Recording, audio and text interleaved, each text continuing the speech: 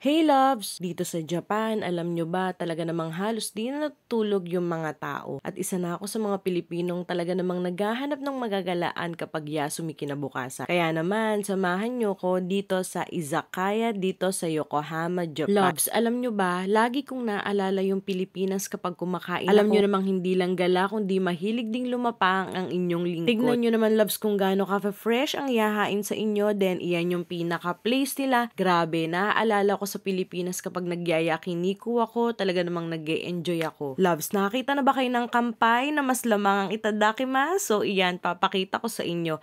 Grabe loves, napakasarap na mga pagkain dito, talaga namang nagmukbang ako kaysa nag-inom ako. Tara, let's eat, itadakimasu!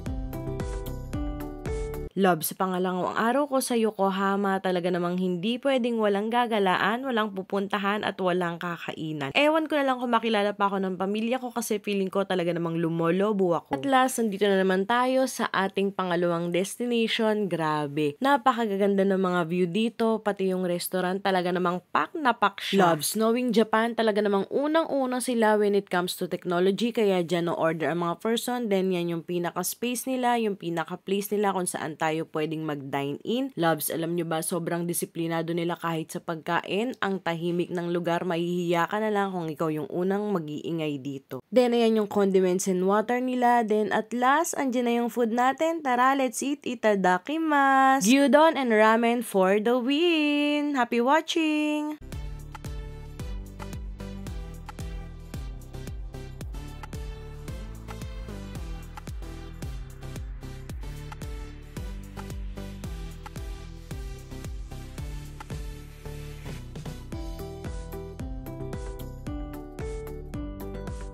Then, for the last portion of this video, tignan nyo naman kung gaano kaganda yung view sa densya nila. Then, ayan, for the salamin muna ang person. Titignan natin kung ano itsura natin. Loves, nandito na tayo sa Isahara, dito sa Japan. Matsuri nila today, loves, fiesta or festival ang tawag sa ating mga Pilipino. Ibang-iba nila ganapin yung fiesta or matsuri nila dito. Sa atin kasi, di ba may handa yung mga tao bahay-bahay.